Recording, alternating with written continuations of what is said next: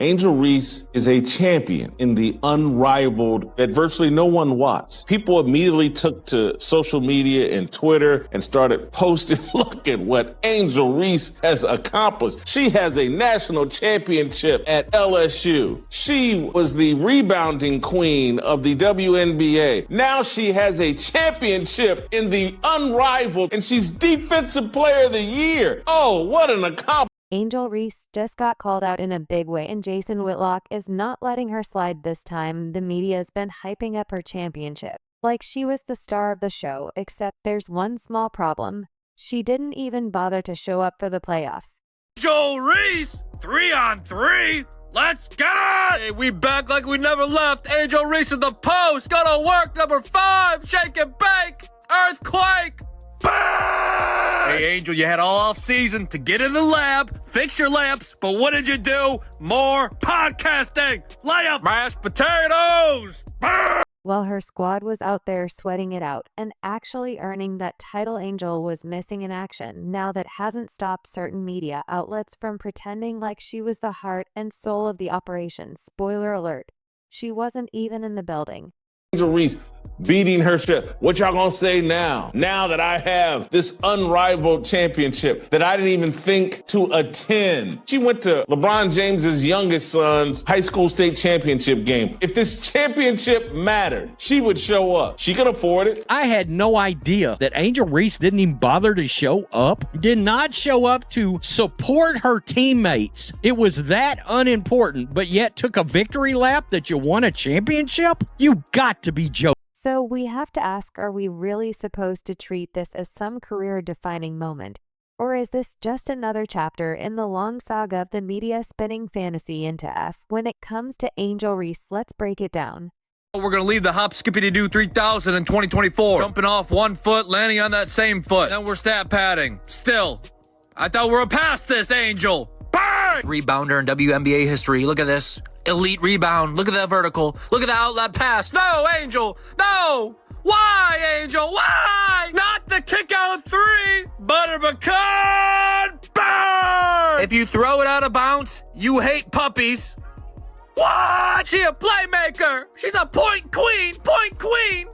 She making plays for the other team. Bang! Caitlin Clark's not the only one that can make cool passes. I can do it. Me too. The Unrivaled League was pitched as this innovative game-changing twist on women's hoops, a breath of fresh air. Angel Reese was a member of the Rose. They won the inaugural Unrivaled Championship last night.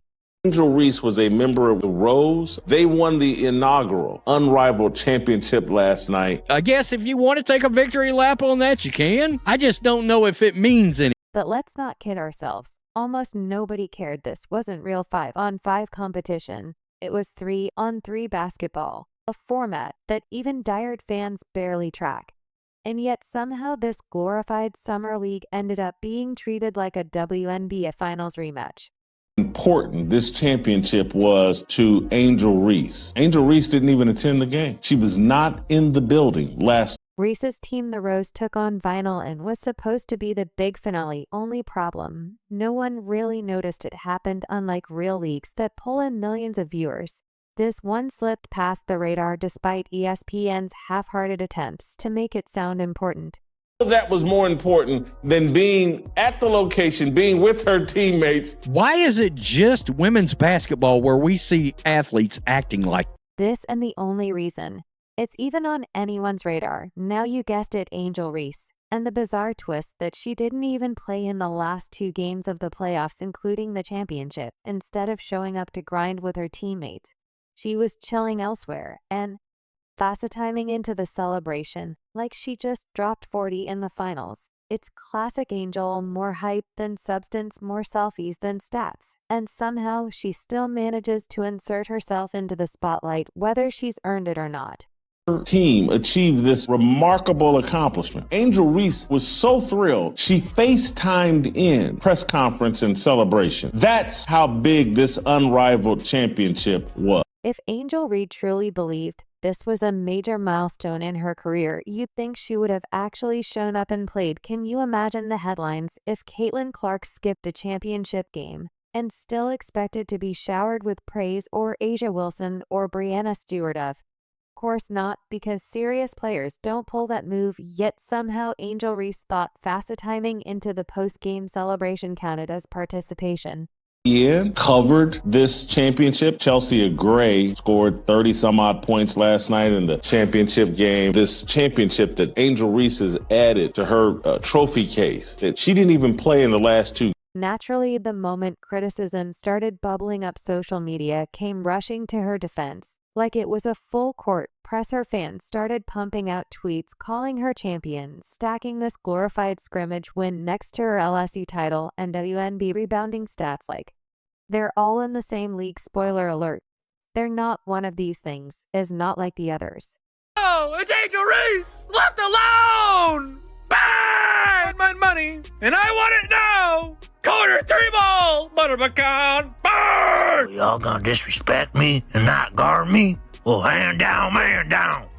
Burn! McDonald's handing out brand deals for this kind of bag work. I'll take a lot less. Help a brother out! Bang! Really only need 3,997 more threes to catch Steph. Bang! Let's be honest here, this whole thing is the definition of manufactured hype. If this championship was remotely important, Reese wouldn't have missed the last 2 games, especially the final. Champions show up when it counts. Sitting at home and phoning into a celebration doesn't exactly scream leader of the team. The reality is the media has been working overtime trying to mold Angel into the next face of women's basketball. Facts and logic be damned. But this so-called accomplishment is more illusion than impact. So much of this championship that she's I don't want to diminish the greatness of this championship by attending the game and rooting on my teammates. So I'll FaceTime in. No one wanted a 3-on-3 full court women's basketball league, and no one paid attention to this. Let's put together a social media campaign and let's pretend like Angel Reese just accomplished something important. This isn't even the first time we've watched the media twist itself into a pretzel trying to elevate Reed. The unrivaled league championship is just the latest example of this ongoing narrative engineering. The league itself didn't exactly light the sports world on fire, yet ESPN and others pounced on the story like it was a WNBA finals moment, conveniently glossing over the fact that Reese didn't play in the games that actually decided. We're going to build up this narrative that Angel Reese is one of the great athletes of our lifetime. She's right there with Steph Curry, and she's right there with LeBron James. She's right there with Kevin Durant. She's got a championship at LSU, and now she has a championship in the unrivaled. Let that sink in. We're giving accolades to a player who wasn't even on the court for the most important matchups in any other sport. Skipping the championship game means you don't get the spotlight. But Angel Reese, she's the exception apparently. It's like the rules of competition don't apply if you've got the right media machine behind you. And let's not pretend this tournament was filled with the WA's top dogs. This wasn't some best of the best showcase. It was a brand new 3-on-3 format that lacked big name appeal. No Caitlin Clark, no Asia Wilson, no Kelsey Plum, even Sabrina Ionescu, who was initially out to the event, bailed early. That should tell you everything you need to know. The real stars didn't even bother. Let's go rush to social media and pretend that you care more about the unrivaled league than Angel Reese. Yet somehow Angel finds herself at the center of what might be one of the most awkward championship moments in recent memory. She missed the final 2 games, didn't touch the ball, didn't step on the court, and still strutted around like she pulled off the basketball equivalent of winning the Super Bowl. It's baffling and frankly a little embarrassing. Tell me why I love her odds. Look at her defenders. They moonwalk backwards. She's always going to be open. Bang! If only the IRS left me alone like Angel's defenders leave her alone. Tax evasion! Bang! Her new nickname is 7-Eleven because she's open 24/7, baby. Bang! Shout out to my Detroit Pistons, Cade Cunningham. This is for you! So here's the real question. Should this be treated like a real title? Or is it just more of the media doing somersaults to keep the Reese hype train rolling? Spoiler, it's the latter. It's not just about the optics. It's about what actually happened.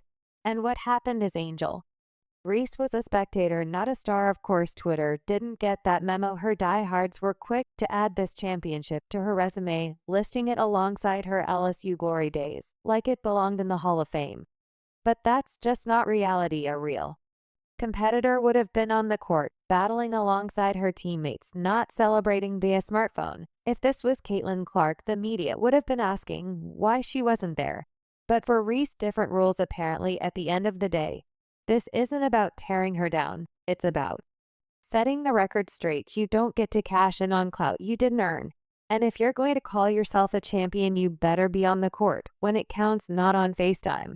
Understand how the WNBA won't have enough money to pay her. I mean, max contract. We're talking about Curry land. We're talking about LeBron. I mean, she brings all the eyeballs. She's so skilled. She does everything perfectly. I mean, she can dunk too. Look at that.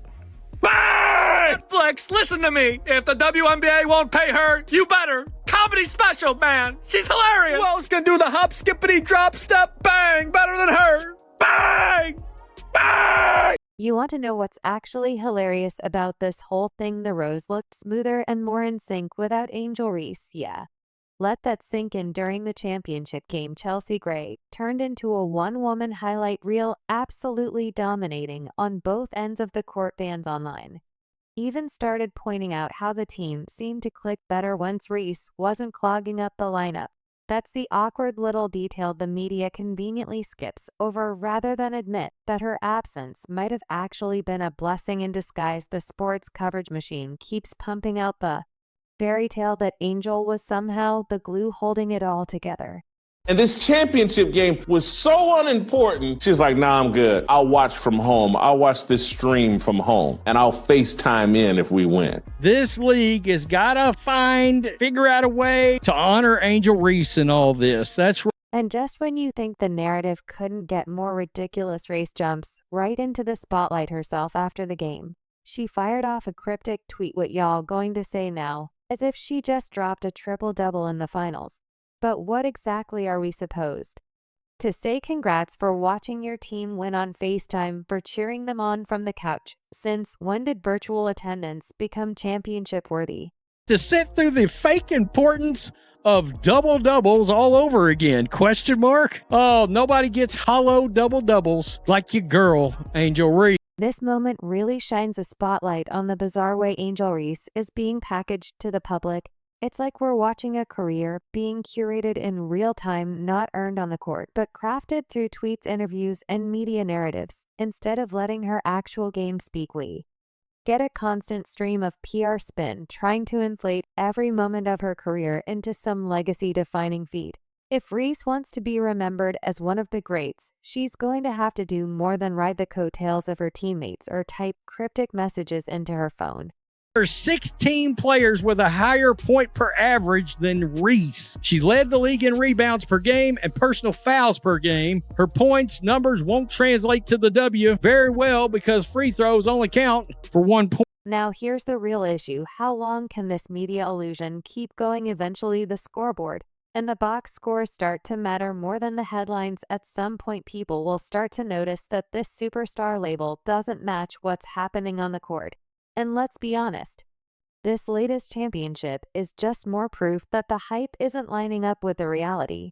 12 rebounds per game, how many of which were her own missed putback? Let's contrast that with how actual legends are treated when someone like LeBron James or Steph Curry wins a title. It's because they led the charge, they hit the big shots, they will their teams to victory. And even in the WNBA, Breanna Stewart isn't celebrated just because she shows up. She's celebrated because she dominates when it counts. Now imagine any of those players missing a title game and still being paraded around as if they earned the trophy. It'd be absurd, right? That brings us back to Caitlin Clark. Every game she plays is analyzed like a national event. Every assist, every turnover, every point is dissected by fans and analysts alike. If Clark ever missed a championship game, people would be asking tough questions, not handing her the trophy anyway. Same goes for A'ja Wilson or Stewart. They earn everything they're given. Want to grow the game? All right, grow the game. All I'm saying is if you want to play with in the big leagues, if you want to be somebody that transcends the game, you got to have a personality. I will give Angel Reese this. She has a personality. It's ignorance. It's stupid. I mean, it's really. But when it's Angel Reese, suddenly the standards vanish. The media acts like she contributed to the win. Even when she didn't touch the floor, her absence is overlooked, her performance ignored. and her resume padded with a title she didn't help secure, and somehow we're supposed to treat that the same way we treat real hard-fought championships.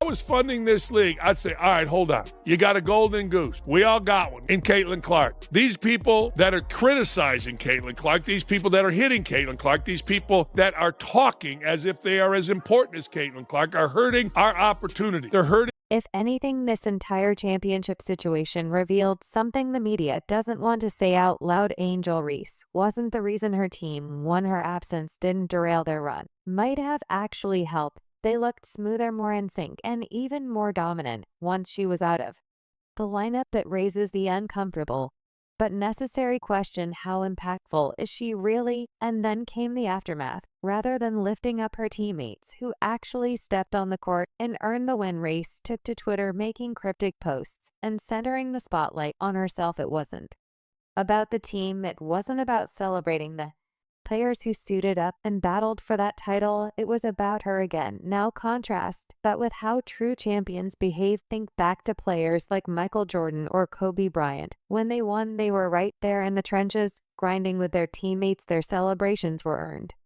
through sweat, leadership, and crucial moments on the court, not through a FaceTime call from the couch. They eluded their teams, took responsibility, and made sure their play backed up the praise.